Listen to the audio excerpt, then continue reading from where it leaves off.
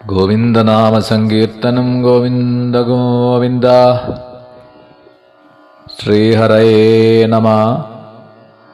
നമസ്കാരം. ശ്രീമദ് ഭാഗവതം ദശമസ്കന്ധം പൂർവാർത്ഥത്തിൽ 29-ാം അധ്യായം മുതൽ 33-ാം അധ്യായം വരെയുള്ള 5 അധ്യായങ്ങൾ. രാസപഞ്ചാധ്യായി എന്ന് പ്രസിദ്ധമായിട്ടുള്ള ഈ ശ്രീമദ് ഭാഗവത ഭഗവത് സ്വരൂപമാകുന്ന ശരീരത്തിലെ പഞ്ചപ്രാണങ്ങളാണ്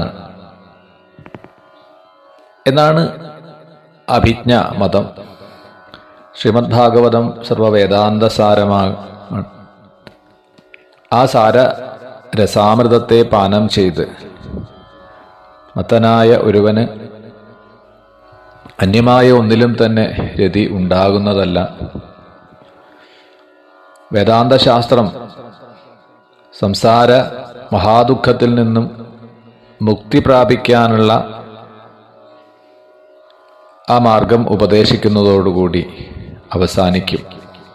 എന്നാൽ ആത്യന്തികമായ സംസാര നിവൃത്തിക്ക് ഉപരിയായിട്ടുള്ള പ്രേമാനന്ദത്തെ തരുന്ന,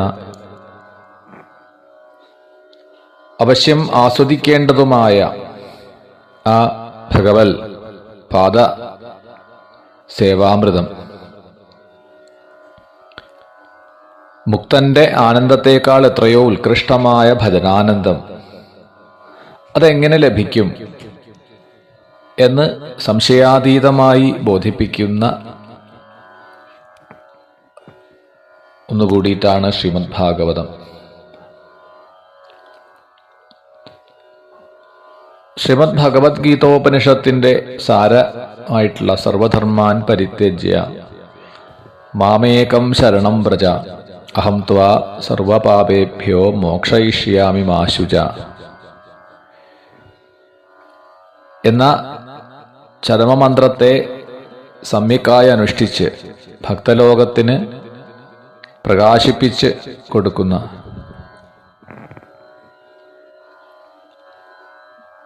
ഗോപികമാരോടുകൂടി യുഗളമൂർത്തിയായിട്ടുള്ള ശ്രീ രാധാകൃഷ്ണന്മാർ നടത്തുന്നതായ അത്ഭുതകരമായ അഭൂതപൂർവമായ ഒന്നാണ് രാസലീല. ഗോപികളെപ്പോലെ ശരണാഗതി ധർമ്മം ശരിയായി അറിഞ്ഞ് സർവധർമ്മങ്ങളെയും ത്യജിച്ച്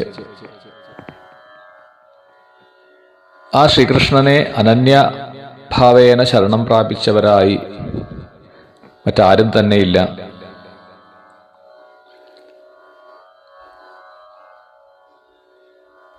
മന്മഥവിജയം എന്ന ആ ലീലയെ ആടുന്നതിനു വേണ്ടി ശ്രീകൃഷ്ണ ഭഗവാൻ തിരഞ്ഞെടുത്ത മണിരത്നങ്ങളാണ് ഗോപികൾ. ശുദ്ധസ്ഫടിക സങ്കാശകളായ ആ ദിവ്യാത്മാക്കളിൽ മാത്രമേ ഭഗവാന് തൻ്റെ പ്രതിബിംബം വികൃതമാവാതെ ദർശിക്കാൻ കഴിഞ്ഞുള്ളൂ.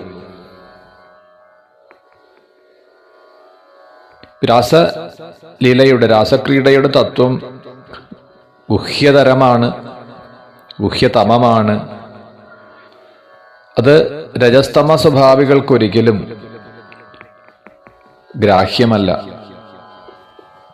അതുകൊണ്ട് തന്നെ ആ ദിവ്യലീല കൽമഷചിത്തരായിട്ടുള്ള അഭക്തന്മാരുടെയും നിരീശ്വര യുക്തിവാദികളുടെയും ദോഷ ദൃക്കുകളുടെയും ഒക്കെ രൂക്ഷ വിമർശനങ്ങൾക്ക് വിഷയമായിട്ടുള്ള ഒന്നാണ്. അപ്പോൾ വളരെയധികം നമ്രതയോടുകൂടി ഹൃദയശുദ്ധിയോടുകൂടി വേണം നാം ഈ രാസലീല എന്ന കഥാഭാഗത്തെ സമീപിക്കാൻ.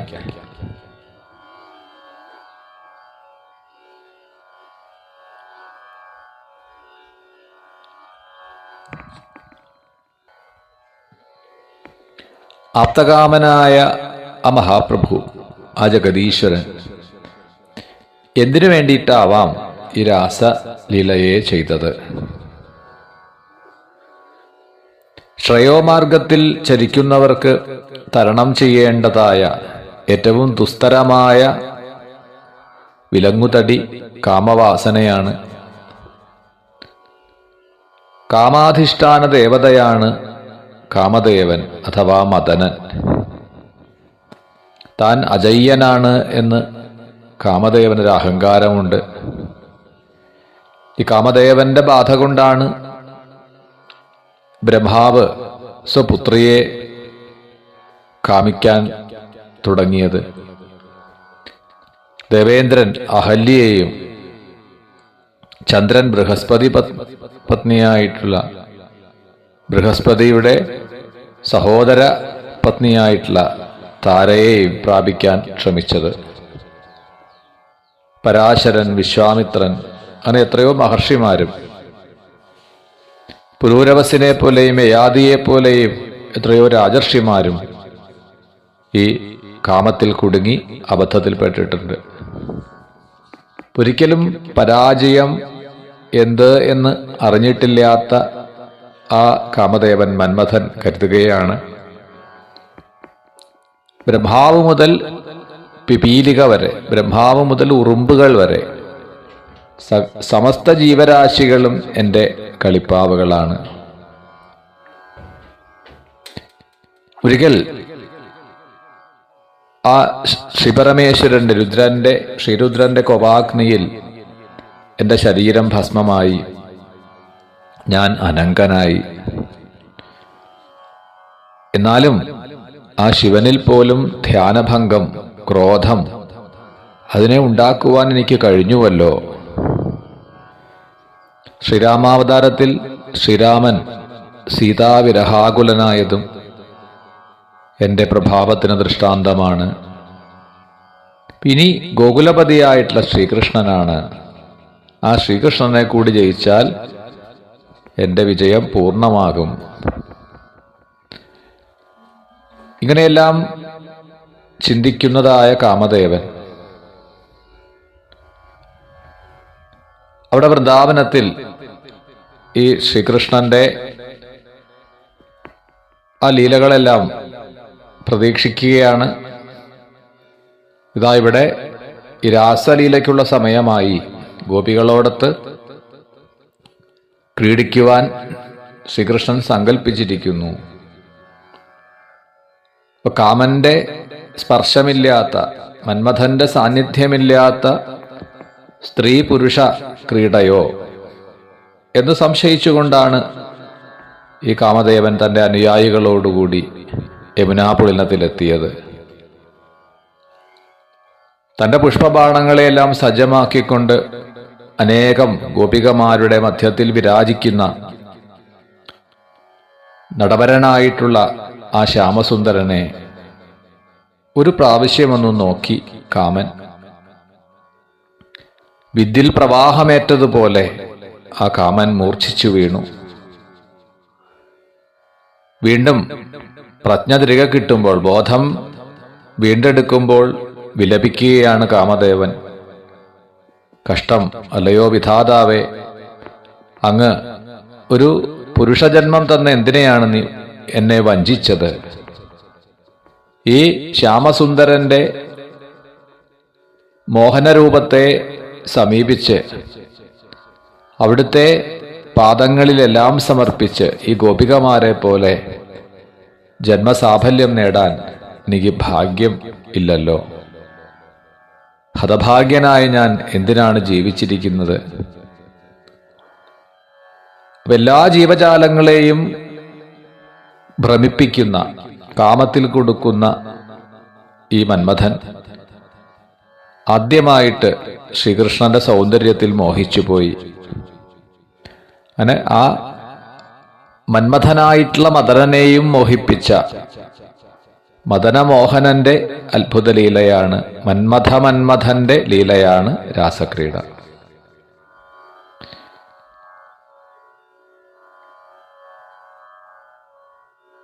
ഏതൊരുവനും പുരുഷാർത്ഥ പ്രാപ്തിക്ക് വിലങ്ങുതടിയായി നിൽക്കുന്ന മന്മഥ വേഗത്തെ ജയിക്കണമെങ്കിൽ കാമത്തിനെ ജയിക്കണമെങ്കിൽ മന്മഥനായിട്ടുള്ള ശ്യാമസുന്ദരനെ, ശ്രീകൃഷ്ണനെ ശരണം പ്രാപിക്കണം. ഹേമന്തേ പ്രഥമേ മാസി നന്ദവ്രജകുമാരിക. ശ്രീ ശുകബ്രഹ്മർഷി കഥ പറയാൻ ആരംഭിക്കുകയാണ്. കാത്യായനീ വ്രതം അനുഷ്ഠിച്ചവർക്ക്, ഗോപികമാർക്ക് ശ്രീകൃഷ്ണൻ അവർക്ക് ദർശനത്തെ നൽകി. ഭഗവാന്റെ തന്നെ ശക്തി സ്വരൂപിണിയായിട്ടുള്ള മഹാമായയുടെ അനുഗ്രഹവും അവർക്ക് ലഭിച്ചു.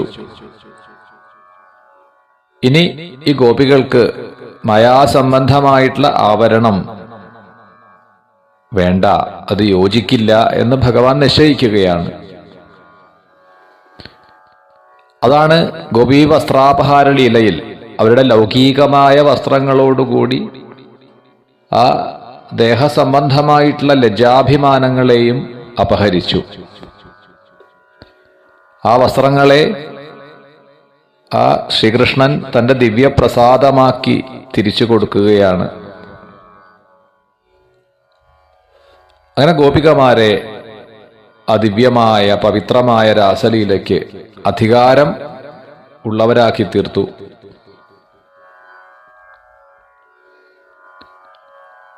എല്ലാ ഗോപികളും അവരുടെ ഗൃഹകൃത്യങ്ങളെ ഒരു യന്ത്രമെന്ന പോലെ നിർവഹിച്ചു പോരുന്നു. ഗോദോഹനം ചെയ്യുക, ധാന്യങ്ങളെ പൊടിക്കുക,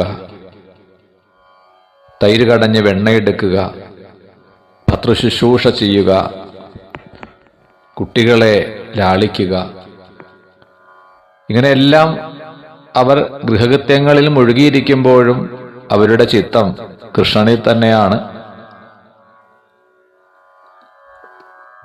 ശ്രീകൃഷ്ണ ലീലകളെ അത്യനുരാഗത്തോടുകൂടി കണ്ണീരൊഴുക്കിക്കൊണ്ട് ഗാനം ചെയ്തുകൊണ്ടാണ് അവരങ്ങനെ കഴിച്ചുകൂട്ടുന്നത്. ശരൽക്കാല പൗർണമി ദിവസം ആ ഗോപികളോടൊപ്പം രാസനൃത്തം ചെയ്യണമെന്ന് ശ്രീകൃഷ്ണൻ സങ്കല്പിക്കുകയും ചന്ദ്രൻ ആ പൂർവ ദിക്കിൽ അങ്ങനെ ഉദിച്ചുയർന്ന് പ്രകാശിച്ചു നിൽക്കുന്നു. പകലിൽ സൂര്യപ്രകാശമേറ്റ് തളർന്ന സകല ചരാചരങ്ങളെയും രാത്രി സമയം ചന്ദ്രൻ തൻ്റെ അമൃതകിരണങ്ങളെ കൊണ്ട് കുളിർപ്പിക്കുന്നു.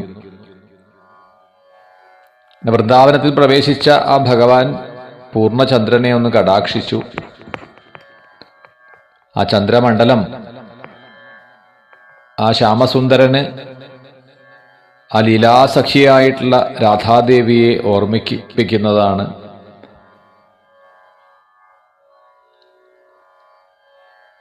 വൃന്ദാവനത്തിലെ എല്ലായിടത്തും വനകുഞ്ചങ്ങളിലെല്ലാം വനരാജികളിലെല്ലാം പുതിയ പുതിയ പൂക്കൾ വികസിച്ചു നിൽക്കുന്നു. ആ പൂക്കളുടെ എല്ലാം സുഗന്ധം അങ്ങനെ പരന്നിട്ടുണ്ട്. ആ സമയത്താണ് തൻ്റെ പുല്ലാങ്കുഴൽ എടുത്തുകൊണ്ട് ആ ശ്രീകൃഷ്ണൻ പുല്ലാങ്കുഴൽ വിളിക്കാൻ ആരംഭിക്കുന്നത്. ഭഗവാന്റെ പുല്ലാങ്കുഴൽ ശബ്ദം കാമരാജ മന്ത്രമാണ്.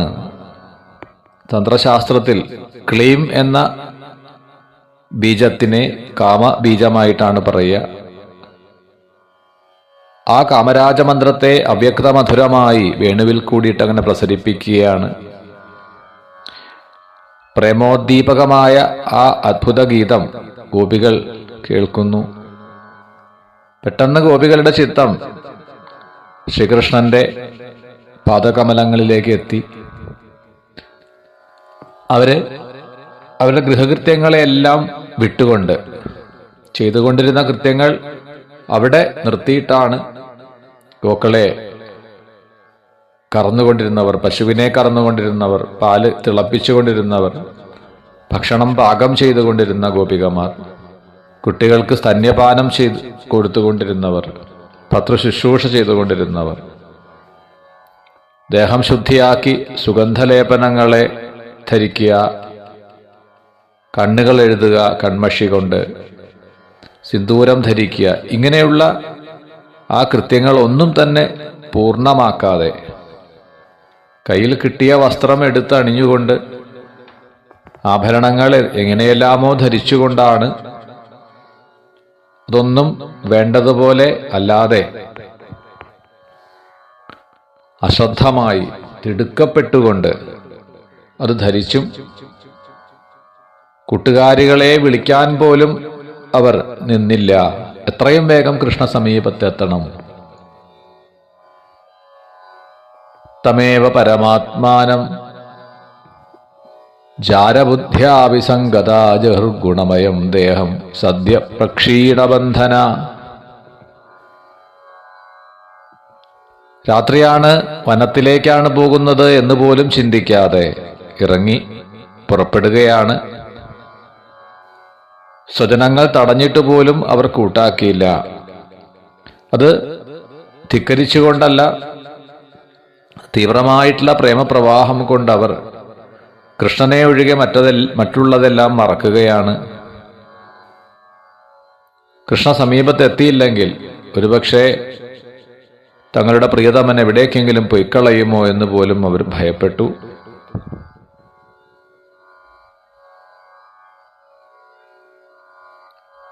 പരീക്ഷത്തിന്റെ ഒരു ചോദ്യമാണ്, കൃഷ്ണം വിദു പരം കാന്തം നതു ബ്രഹ്മതയാമുനെ ഗുണപ്രവാഹോ പരമസ്താസാം ഗുണധിയാം കഥം. സാധാരണന്മാർക്ക്, പാമരന്മാരായിട്ടുള്ളവർക്കുണ്ടാക്കുന്ന സംശയത്തെ തീർക്കാനാണ് ഇവിടെ പരീക്ഷിച്ച് ചോദിച്ചത്. അല്ലയോ ശ്രീശുക ബ്രഹ്മർഷേ, ഈ ഗോപികൾക്ക് ശ്രീകൃഷ്ണനെ ആ പൂർണ്ണബ്രഹ്മമാണ് എന്ന വസ്തുത അറിയില്ല. ഞങ്ങളെ ആനന്ദിപ്പിക്കുവാൻ സമർത്ഥനായ കാന്തനാണ്, കാമുകനാണ് എന്ന് മാത്രമല്ലേ അവർ വിചാരിച്ചത്. പിന്നെ എങ്ങനെയാണ് അവർക്ക് ഈ സംസാര ക്ലേശങ്ങളിൽ നിന്നുള്ള മോചനം സാധ്യമായത്? അതിന് മറുപടി പറഞ്ഞു ശ്രീശുക ബ്രഹ്മർഷി. ഉക്തം പുരസ്താദേതത്തെ ചൈദ്യ സിദ്ധിം യഥാഗത ദിഷന്നപി ഋഷീകേശം കിമുത അധോക്ഷജപ്രിയ. കാമം ക്രോധം ഭയം സ്നേഹം ഐക്യം സൗഹൃദമേവച നിത്യം ഹരോ വിദധതോ യാന്തി തന്മയതാം ഹിതേ. ശ്രീകൃഷ്ണനെ നിരന്തരം ദ്വേഷിച്ച ശിശുപാലൻ സായുജ്യം പ്രാപിച്ചില്ലേ പരീക്ഷിത്തെ? അങ്ങനെ ദ്വേഷിക്കുന്ന ഒരുവന് പോലും സദ്ഗതി കിട്ടുമെങ്കിൽ ഈ ഗോപികളുടെ, ശ്രീകൃഷ്ണനെ പ്രാണനതുല്യം സ്നേഹിക്കുന്ന ഗോപികളുടെ കാര്യം എടുത്തു പറയേണ്ടതുണ്ടോ?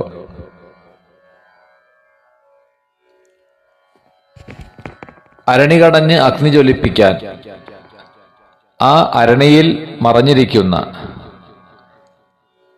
ആ തടി കൊണ്ടുണ്ടാക്കിയ അരണിയിൽ ഒളിച്ചിരിക്കുന്ന അഗ്നിയെ പ്രകാശിപ്പിക്കാൻ മഥനം ചെയ്യുന്നത് പോലെ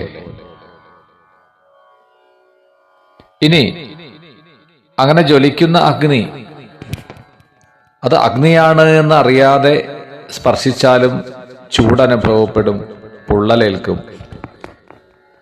എന്നെല്ലാം പറയുന്നത് പോലെ സർവാന്തര്യാമിയായ സച്ചിദാനന്ദ വസ്തു തന്നെ സമീപിക്കുന്ന ജീവരാശികൾക്കെല്ലാം ആ പരമപദത്തെ പ്രദാനം ചെയ്യണമെന്ന കാരുണ്യം കൊണ്ട് ആണ് ശ്രീകൃഷ്ണനായി അവതരിച്ച് ശത്രുമിത്ര ഭേദമന്യേ എല്ലാവർക്കും അനുഗ്രഹത്തെ നൽകുന്നത്.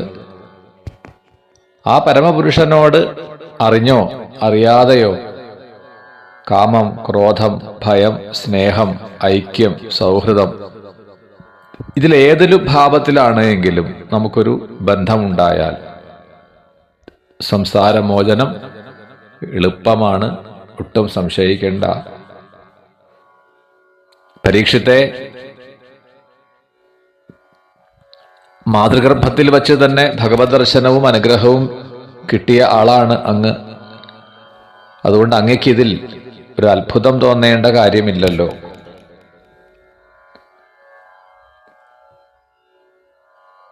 ഗോപികളെല്ലാം ശ്രീകൃഷ്ണ സമീപത്തേക്ക് എത്തി. അവരുടെ ആ പരിശുദ്ധ ഭാവത്തെക്കുറിച്ച് സർവാന്തരീയമായിട്ടുള്ള ഭഗവാൻ ഒട്ടും സംശയമില്ല. അങ്ങനെ അവരോടൊപ്പം അല്പസമയം ചിലവഴിക്കണമെന്ന് തന്നെ നിശ്ചയിച്ചു. അപ്പോഴേക്കും ആകാശവീഥിയിൽ ദേവന്മാരും യോഗീശ്വരന്മാരും അപ്സരസ്സുകളും കിന്നരന്മാരും എല്ലാവരും വന്നു നിറഞ്ഞു.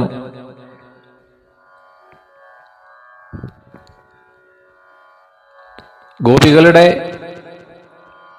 ആ ഒരു തലം, അതിലേക്ക് എത്താത്തവർക്ക് അനുഷ്ഠേയമായ ധർമ്മം എന്താണെന്ന് ലോകത്തെ ബോധിപ്പിച്ചു കൊടുക്കണം എന്നെല്ലാം ഉദ്ദേശിച്ചുകൊണ്ടാണ് തൽക്കാലം ഗോപികളെ സ്വീകരിച്ചുകൊണ്ട് ഒരു ധർമ്മ പ്രസംഗത്തെയാണ് പിന്നീട് ചെയ്തത്. സ്വാഗതം വോ മഹാഭാഗ പ്രിയം കിം കരവാണിവ പ്രജസ്യാനാമയം കശിൽ ബ്രൂതാഗമന കാരണം രജന്യേഷാഘോരൂപാഘോരസത്വനിഷേവിത പ്രതിയാദ വ്രജം നേഹ സ്ഥേയം സ്ത്രീഭിः സുമധ്യമ മാതരപിതരപുത്രാ ഭ്രാതരപതയശ്ചവ വിജിന്വന്തി ഹ്യവശ്യന്തോ മാഗൃഢും ബന്ധുസാധ്വസം. എല്ലാവരെയും സ്വാഗതം ചെയ്തു. നിങ്ങൾ എൻ്റെ അടുത്തേക്ക് വന്നുവല്ലോ, ഞാൻ നിങ്ങളെ സ്വാഗതം ചെയ്യുന്നു. പക്ഷെ ഇവിടെ ഈ വനത്തിൽ നിൽക്കുന്നത് ആപത്താണ്, രാത്രിയാണ്, ദുഷ്ടമൃഗങ്ങൾ ഉണ്ടാവും, അതുകൊണ്ട് മടങ്ങിപ്പോകൂ.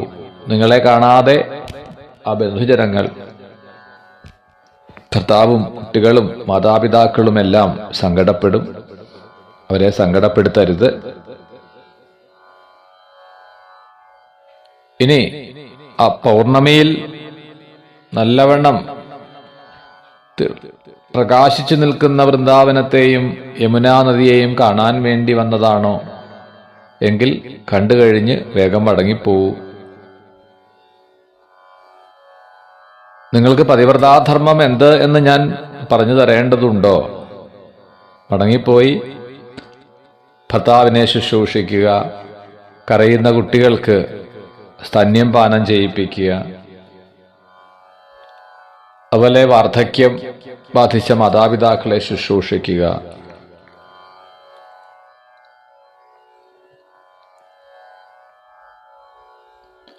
നിങ്ങൾക്കെല്ലാം തന്നെ എന്നിൽ പരിശുദ്ധമായ സ്നേഹമാണുള്ളത് എന്നെനിക്കറിയാം. അതേപോലെ തന്നെ നിങ്ങളുടെ പരമധർമ്മം നിഷ്കപടമായ ഭർതൃശുശ്രൂഷയും ബന്ധുക്കളെയും സന്താനങ്ങളെയും ഒക്കെ പോഷിപ്പിക്കുക എന്നുള്ളതാണ്. ഒരുപക്ഷെ ഭർത്താവ് ദുശീലനാവാം, ദുർഭകനാവാം, വൃദ്ധനാവാം, ജഡനാവാം, രോഗിയാവാം, ദരിദ്രനുമാവാം.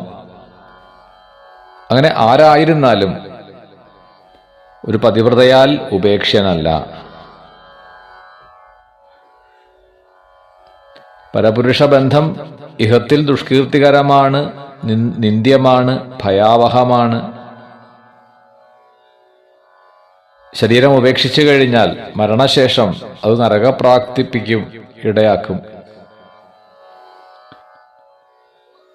ഇനി നിങ്ങൾ എന്നെ ഭജിക്കുവാൻ, എന്നെ ആശ്രയിക്കുവാൻ ഗൃഹം പ്രതിബന്ധമാണ് എന്ന് ധരിക്കുന്നുവെങ്കിൽ എന്താണ് ചെയ്യേണ്ടത്? എൻ്റെ ഗുണഗണങ്ങളെയും ലീലകളെയും നിരന്തരം കേൾക്കുക, എന്നെ ദർശിക്കുക, സ്വരൂപധ്യാനം ചെയ്യുക, കീർത്തിക്കുക. ഇതൊക്കെയാണ് വേണ്ടത്.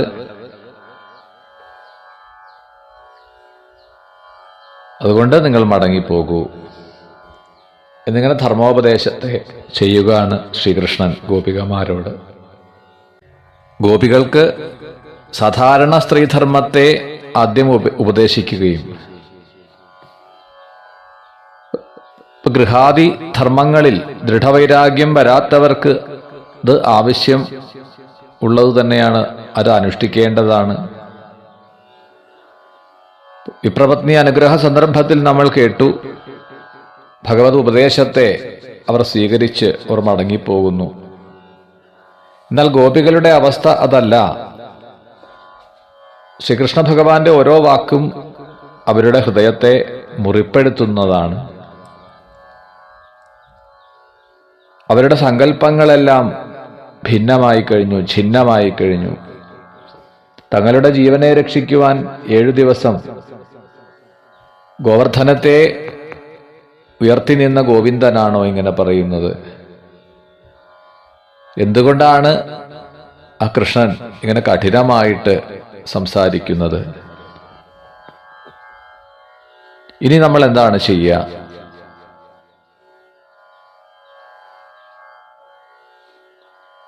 ഇങ്ങനെ ദീർഘ നിശ്വാസം പുറപ്പെടുവിച്ചുകൊണ്ട് അവരുടെ ചുണ്ടുകളൊക്കെ ഉണങ്ങി വരണ്ടു. കണ്ണുനീര് ധാരധാരയായിട്ട് പ്രവഹിക്കാൻ തുടങ്ങി. കൺമഷി കലങ്ങി അതങ്ങനെ കണ്ണുനീരിൽ ചേർന്നങ്ങനെ ഒഴുകാൻ തുടങ്ങി.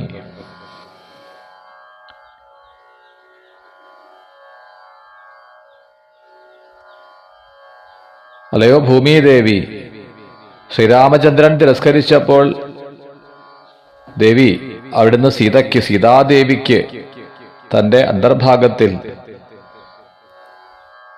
ആ സ്ഥലത്തെ കൊടുത്തതുപോലെ ജീവിതാശ നഷ്ടപ്പെട്ട ഞങ്ങൾക്കും അല്പം ഇടം തരണേ എന്ന് ഈ ഗോപികൾ പ്രാർത്ഥിക്കുന്നുണ്ടോ? അതാണിപ്പോൾ അവരുടെ ഒരു ഭാവം കണ്ടാൽ തോന്നുക. കൃഷ്ണനിൽ അത്യധികം അനുരക്തകളായ അവർക്ക് ദുഃഖാധിക്യം കൊണ്ട് കോപം ഉണ്ടാവുന്നു.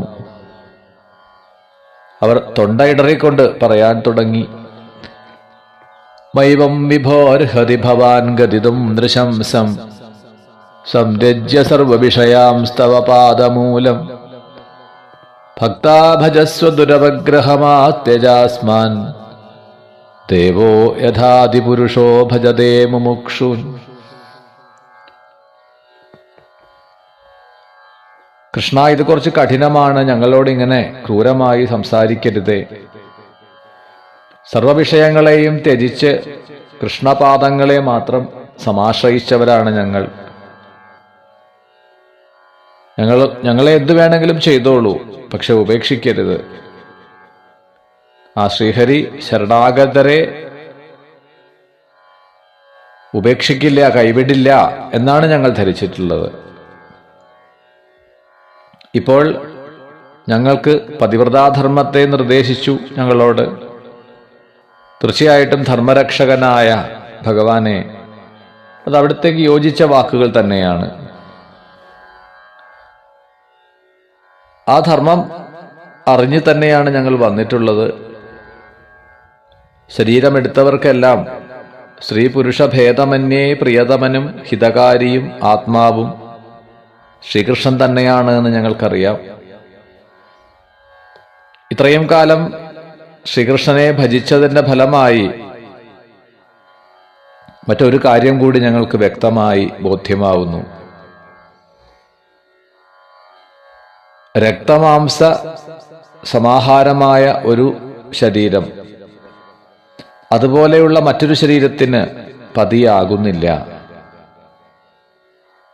ഇനി ആ ശരീരത്തെ സ്നേഹിക്കുന്നതായി കാണുന്നുവെങ്കിൽ അതിന് കാരണം എന്താണ്? സർവാന്തര്യാമിയായി, സർവശരീരങ്ങളിലും അന്തര്യാമിയായി ആ ഭഗവത് സാന്നിധ്യമുണ്ട്, വസിക്കുന്നുണ്ട് എന്നതാണ്. ആത്മാവായ അവിടുന്ന് ജീവാത്മസ്വരൂപത്തിൽ ഈശ്വരൻ ഇല്ല എങ്കിൽ, ആ കൃഷ്ണൻ ഓരോ ശരീരത്തിലും പ്രവർത്തിച്ചിട്ടില്ല എങ്കിൽ അത് വെറും ജഡം തന്നെയാണ്. അതിനെ ദഹിപ്പിച്ചു കളയാനേ കൊള്ളൂ. അങ്ങനെയുള്ള ജഡശരീരങ്ങളെ ഭജിക്കണം എന്നാണോ കൃഷ്ണ ഞങ്ങളോട് പറയുന്നത്? ഹർഹ്യംബുജാക്ഷ തവ പാദതലം രമായ ദത്തക്ഷണം ക്വചിതരണ്യജനപ്രിയസ്യ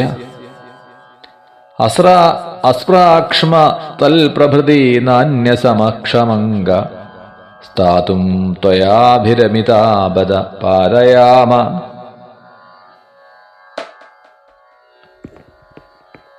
ഞങ്ങൾ എത്രയോ കാലമായി കൃഷ്ണനിൽ വെച്ചു വളർത്തിയ ആ ദൃഢമായിട്ടുള്ള സ്നേഹപാശത്തെ മുറിച്ചു കളയരുതേ. അങ്ങനെ ഒരു അവസ്ഥ ഞങ്ങൾക്ക് ചിന്തിക്കാൻ പോലും കഴിയില്ല. മനസ്സ് നഷ്ടപ്പെട്ട ഞങ്ങൾ മനസ്സിന്റെ നിയന്ത്രണത്തിലുള്ള ഇന്ദ്രിയങ്ങളെ കൊണ്ട് എങ്ങനെയാണ് ഗൃഹകൃത്യങ്ങൾ ചെയ്യുക? കാരണം കൃഷ്ണ ഞങ്ങളോട് പോകാൻ പറഞ്ഞാലും പാദങ്ങൾ ചലിക്കുന്നില്ല. പിന്നെ ഞങ്ങൾ എങ്ങനെ പോകും? എങ്ങനെയെങ്കിലും ഗൃഹത്തിലെത്തിയാലും ഞങ്ങൾക്ക് എന്ത് ചെയ്യാൻ കഴിയും? ഞങ്ങളുടെ ഈ സങ്കടം കാണുന്നില്ലേ കൃഷ്ണ? കൃഷ്ണന്റെ ആ മോഹനമന്ദഹാസം, അമൃതകടാക്ഷം, അതൊക്കെ ഞങ്ങളുടെ മനസ്സിൽ പ്രേമാഗ്നിയെ ജ്വലിപ്പിക്കുകയാണ്. ആ അഗ്നി തന്നെ ഞങ്ങളെ ദഹിപ്പിക്കുകയുമാണ്. അവിടുത്തെ അധരാമൃത സേചനം കൊണ്ട് മാത്രമേ ആ അഗ്നി കെട്ടടങ്ങൂ. അല്ലെങ്കിൽ വിരഹതാപമാകുന്ന അഗ്നിയിൽ ദഹിച്ചു പോകും.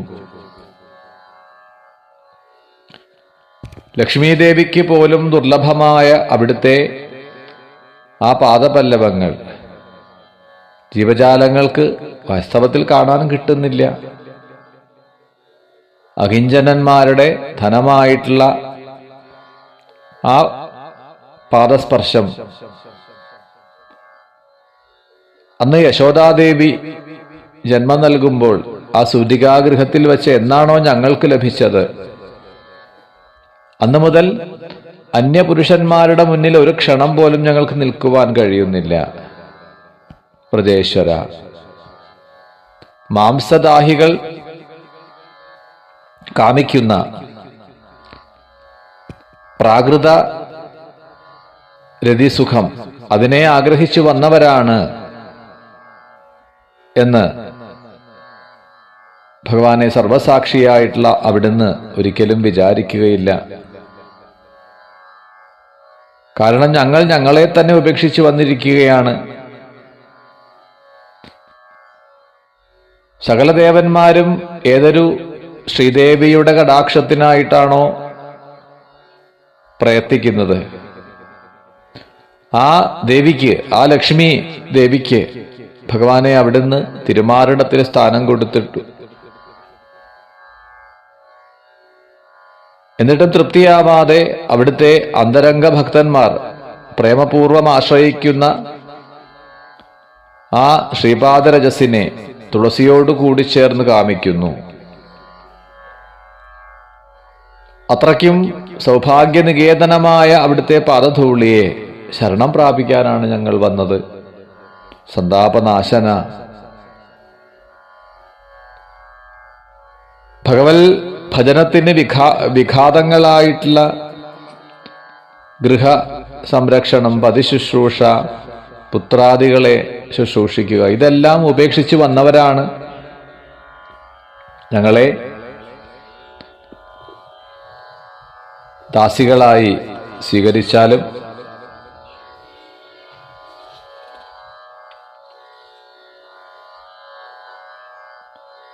ഭഗവാൻ ഞങ്ങളോട് പറഞ്ഞ ആ സ്വധർമാനുഷ്ഠാനം ഞങ്ങൾ മുൻപ് പാലിച്ചിരുന്നു. എന്നാൽ എപ്പോഴാണോ കൃഷ്ണദർശനം ലഭിച്ചത് അന്നു മുതൽ ധർമ്മങ്ങളിൽ മനസ്സ് പറ്റാതെയായി. അത് ഞങ്ങളുടെ ദോഷമല്ല. ആ കർണ കുണ്ടലങ്ങളുടെ കാന്തിയിൽ ശോഭിക്കുന്ന കവിത്തടങ്ങളും അമൃതത്തിന്റെ ഉറവിടമായ അധരങ്ങളോടുകൂടി മനോഹരമായ മന്ദഹാസത്തോടുകൂടി ത്രൈലോക്യ സൗഭഗമിതം ജ നിരീക്ഷ്യ രൂപം യദ്ഗോദ്വിജദ്രുമമൃഗാ പുളകാന്യ ബിഭ്രൻ വ്യക്തം ഭവാൻ വ്രജഭയാർത്തിഹരോഭിജാതോ ദേവോ യഥാതിപുരുഷ സുരലോകഗോപ്ത. ത്രൈലോക്യമോഹന രൂപത്തെ കാണുവാനും അത്ഭുത സ്വരപ്രസ്ഥാരത്തോടുകൂടിയ വേണുഗാനം ആസ്വദിക്കാനും കഴിഞ്ഞിട്ട് അതിൽ ഞങ്ങൾ മോഹിച്ചുപോയി. അതിൽ മോഹിക്കാത്തവരായി തന്നെ ആരും ഉണ്ടാവില്ല ഈ മൂന്ന് ലോകങ്ങളിലും. മനുഷ്യർ മാത്രമല്ല, വിശേഷബുദ്ധിയില്ലാത്ത പക്ഷി മൃഗാദികൾ പോലും ഈ വേണുഗാനത്തിൽ പുളകം കൊള്ളുന്നുണ്ട്. ഈ ഗോകുലത്തിലുള്ള സകല പ്രാണികളുടെയും സർവസന്താപനാശനത്തിനായിട്ടാണ് കൃഷ്ണാവതാരം. അത് വ്യക്തമാണ്. അനന്യശരണകളായിട്ടുള്ള ഞങ്ങളെ തപിപ്പിക്കരുതേ അർത്ഥബന്ധുവായ കൃഷ്ണ, ഞങ്ങളെ ഉപേക്ഷിക്കരുതേ. ഇങ്ങനെയെല്ലാം ഗോപികൾ ഹൃദയവേദനയോടുകൂടി അപേക്ഷിക്കുമ്പോൾ ഭഗവാൻ അവരോടുകൂടെ മന്ദഹാസത്തോടെ കുറെ സമയം അവരോടൊപ്പം അങ്ങനെ ഇരുന്നു.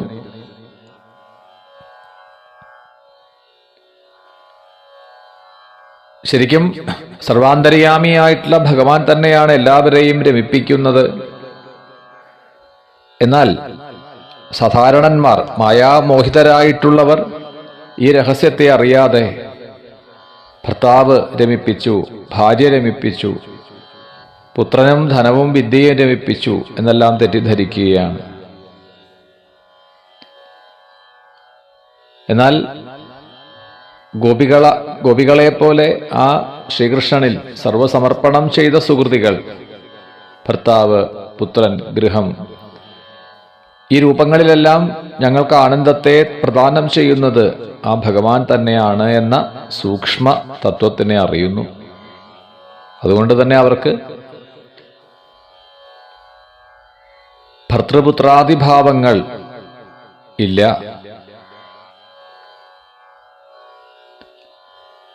അങ്ങനെ ശ്രീകൃഷ്ണന് ചുറ്റും ആ ഗോപികൾ നക്ഷത്രങ്ങളുടെ മധ്യത്തിൽ ശ്രീകൃഷ്ണചന്ദ്രൻ ശോഭിക്കുന്നത് പോലെ ഗോപികളുടെ മധ്യത്തിൽ അങ്ങനെ ശോഭിക്കുന്നു. വൈജയന്തിമാല ധരിച്ചുകൊണ്ട് വീണ്ടും വേണുഗാനം കൊണ്ട് ആ ഗോപികമാരെ സന്തോഷിപ്പിച്ചു.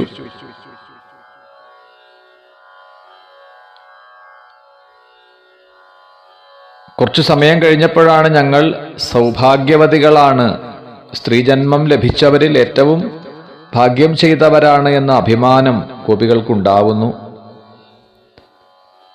തൻ്റെ ആ പ്രാണപ്രയസികൾക്കുണ്ടായ അഹങ്കാരം, ആ സൗന്ദര്യമതം നീക്കണം, അവരെ ശുദ്ധമാക്കണം, നിർമ്മലകളാക്കണമെന്ന് സങ്കല്പിച്ചിട്ടാണ് സാക്ഷാൽ ശ്രീഹരി, സാക്ഷാൽ കേശവൻ അവിടെ തന്നെ അന്തർധാനം ചെയ്തു എന്നിങ്ങനെ പറഞ്ഞുകൊണ്ടാണ് രാസ പഞ്ചാധ്യായിയിലെ 1-ാം അധ്യായം, ദശമസ്കന്ധത്തിലെ 29-ാം അധ്യായം ഇവിടെ സമർപ്പിക്കുന്നത്. ശ്രീഹരയേ നമഃ.